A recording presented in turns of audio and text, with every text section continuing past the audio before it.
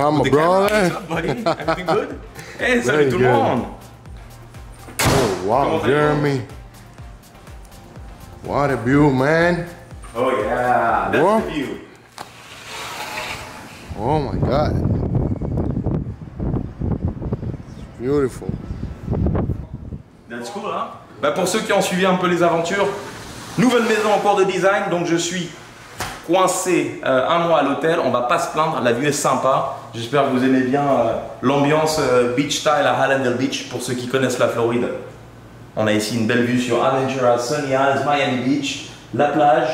On va pas se plaindre. Oscar et moi, on a peut-être allez, un quart d'heure, 20 minutes de boulot. Ensuite, on va à l'entrepôt parce qu'on a reçu 2 Camaro spectaculaires et j'ai hâte d'aller les voir et de vous les montrer. On va pas forcément tourner avec, mais au moins on va faire le tour. On va regarder qu'est-ce que ça donne. Le client m'a demandé de vérifier si tout est OK.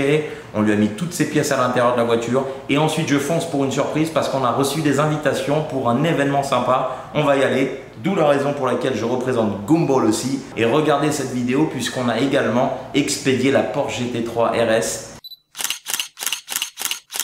qui est en cours de transport. Elle arrive en Grèce à Mykonos probablement à la fin du mois. Ensuite, il y a un peu de wrapping, un peu de bazar à faire dessus, préparation.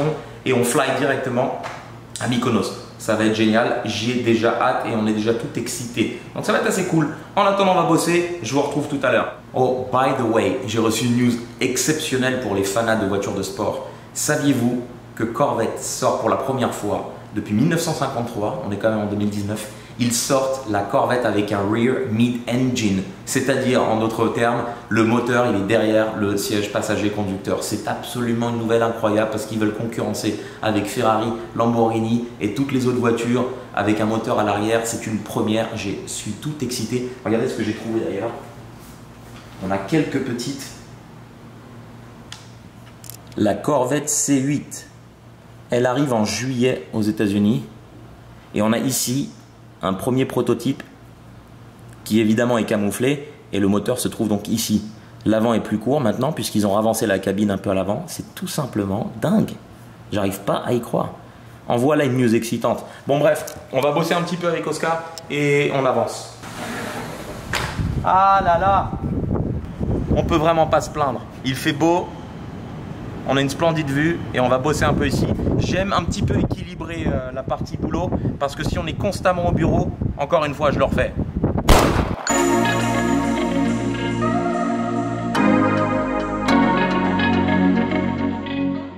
Rien de plus productif que de bosser dans un environnement agréable. Être ici et ne pas partager avec vous la vue. Oscar, do you like it? C'est sûr qu'il ne faut pas avoir le vertige ici parce que on est au 33e.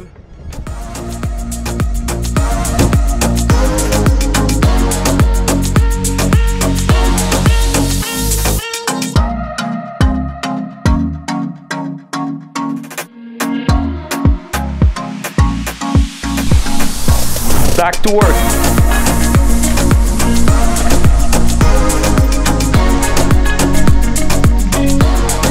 Oscar, are you ready to see some nice Camaros? Oh yeah.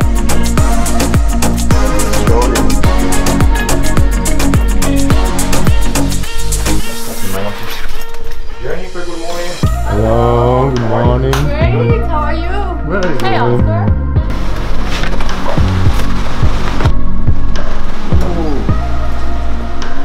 Vamos, Olivier. Leo, what's up? Ah, regardez-moi ça. Leo, thanks for the lineup. Looks cool. Alors, sympa, hein? C'est de la belle Cobra, ça, hein?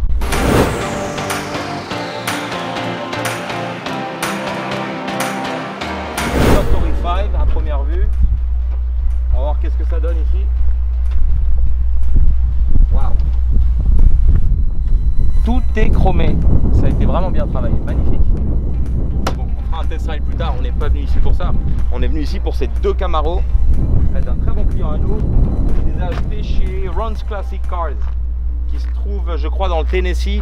C'est un dealer assez sympa. Il n'a pas un stock gigantesque, mais il vend des bonnes bagnoles.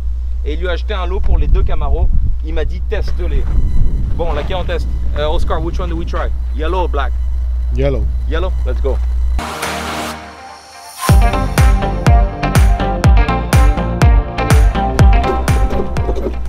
La technique pour démarrer ces voitures. 3 coups d'accélérateur. Bon, maintenant 6. Et ça tourne du premier coup. Magnifique. Bon, à première vue, il y a quand même du boulot hein, ici. C'est pas tout frais. Elle est en bon état, elle est sympa. Mais, oh là. Alors ça, c'est le truc de... les incohérences. La boîte de vitesse qui est complètement décalée par rapport à son emplacement. Alors quand on est fainéant, on fait un test ride uniquement dans la cour, on tourne en rond comme des comme des fous. Mais ça suffit pour voir si tout va bien avec la voiture. On tourne, marche arrière, marche avant, on freine un petit peu, on accélère un peu. Bon, ça va. Le coup de la marche arrière est important aussi. Par contre, les freins, voilà, c'est pas terrible. Donc ça, je vais pouvoir remonter l'information des freins. Il s'agit quand même de sécurité, donc on va pas trop rigoler avec ça.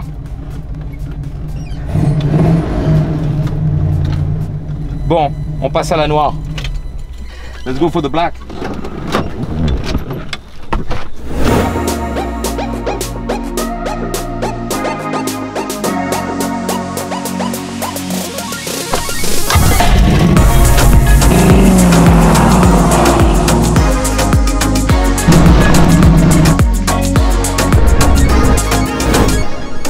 On va voir qu'est-ce que ça donne qu'on par l'autre. 1, 2, 3.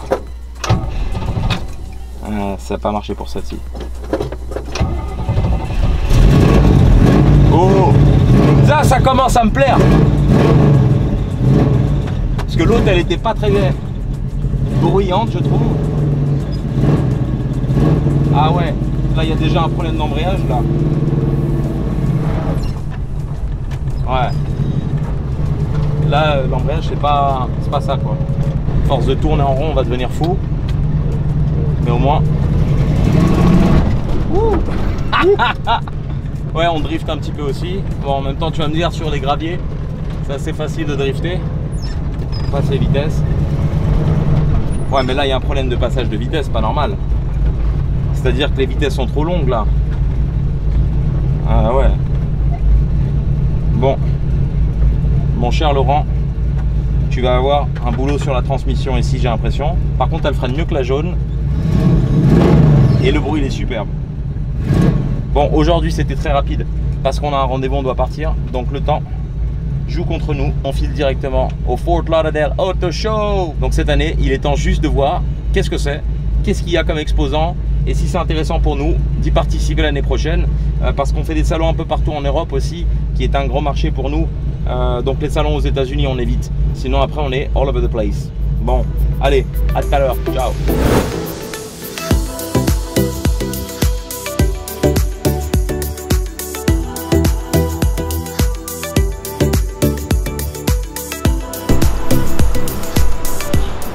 Vous voyez que tout sur Fort Lauderdale et Miami tourne autour de l'eau, la plage, la mer. Et c'est vrai qu'il y a une activité dont on ne parle pas beaucoup, c'est celle des bateaux. Si vous saviez combien de bateaux on envoie, vous vous direz pourquoi on filme pas de bateaux. Moi j'adore les voitures, donc je préfère filmer des voitures. Et c'est vrai qu'on envoie énormément de bateaux, c'est un gros business chez nous. Ce sont des bateaux d'ailleurs qui ne transitent même pas par notre entrepôt, puisqu'ils vont directement au port de Jacksonville, Brunswick. Ils vont également au port de Baltimore et évidemment en Californie pour les envoyer vers l'Australie. Les petits bateaux en revanche on les reçoit chez nous. Mais nous ce qui nous intéresse c'est les voitures. On vient d'arriver au Fort Lauderdale Auto Show. On va peut-être trouver l'entrée. Je ne sais pas du tout ce que ça donne, c'est la première fois que je viens. Donc c'est la surprise, découverte absolue. On va voir s'il y a des belles choses à filmer. Et surtout prendre la température pour savoir si l'année prochaine on le fait ce show. Hello. Superstar.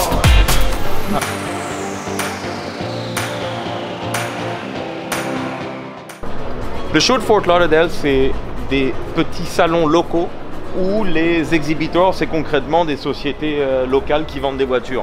Ils vont mettre des nouveaux modèles, ils vont mettre des promos, etc. Donc clairement, c'est tout petit. Là, c'est le, entre guillemets, le press day. Ça veut dire que c'est pas encore la journée active où il y a toute la population locale qui arrive. C'est uniquement des contacts presse, commerciaux, etc. Donc c'est pour ça qu'ils nous ont envoyé l'invitation.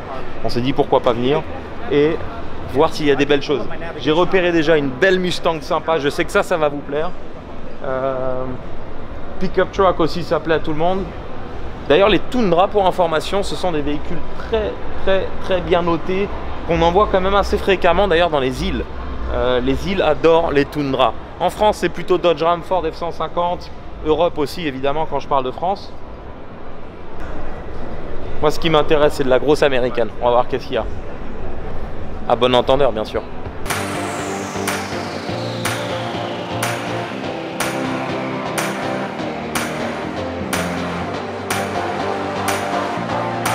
C'est la première fois que je vois une ZR1.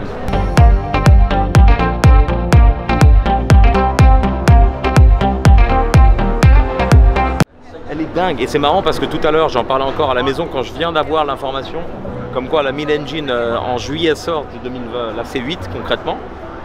Et je me dis quand même que le timing il est pas super parce qu'ils ont sorti la ZR1 il y a pas si longtemps que ça. Elle coûte quand même assez cher et là ils ressortent la nouvelle C8 avec un rear engine. Je suis assez déçu de savoir que le timing soit aussi rapproché, mais par contre c'est quand même un avion de chasse, hein. Je crois qu'elle fait 750 chevaux. C'est une voiture de course sur route. Je pense qu'une course entre la Demon et la ZR1, ce serait un bon truc. Ceci étant, on a une Camaro ici, aux couleurs de Miami. Check this out. Alors vous voyez, ça c'est une couleur qu'on n'a jamais encore eue, avec le côté racing des bandes noires sur le capot.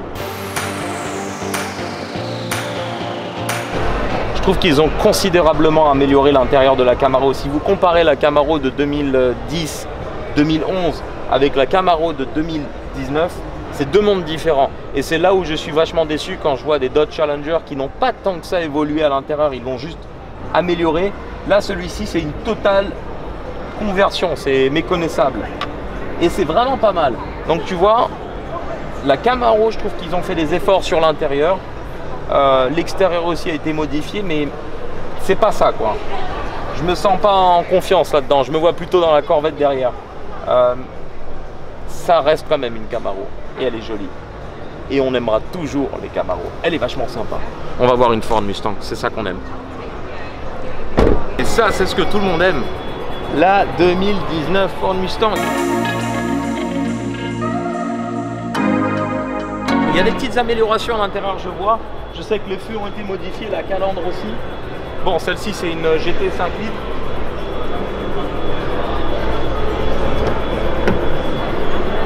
Regardez-moi ça.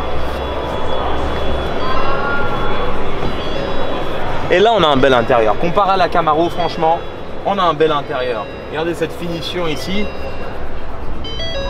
On a les jauges de pression d'huile ici. Enfin, c'est sympa quoi. On se sent dans un bel intérieur, c'est confortable. Ça, j'aime bien. La Camaro, il était aussi beau parce qu'ils l'ont bien amélioré, mais c'est pas aussi agréable que la Ford Mustang. Eh oui, la Ford Mustang, celle que tout le monde aimera tout le temps. La voiture qu'on transporte depuis 15 ans constamment. C'est quand même fou, hein, à quel point la Mustang elle a une popularité mais internationale. On en envoie en Australie, on en envoie dans les îles, en Europe. Tout le monde aime la Ford Mustang. Oscar, Dodge Challenger, Camaro ou Mustang? Dodge Challenger. Ah non, Oscar il adore les Dodge Challenger, il n'y a pas. De toute façon c'est comme ça. Il y en a ils sont Camaro, il y en a ils sont Mustang, il y en a ils sont Challenger. Moi je suis plutôt Lamborghini Huracan, je dois vous avouer quand même.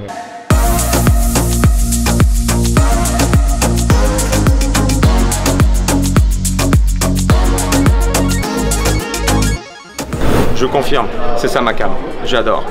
Personnellement, les américaines n'arrivent pas au niveau des italiennes, ça c'est mon point de vue personnel.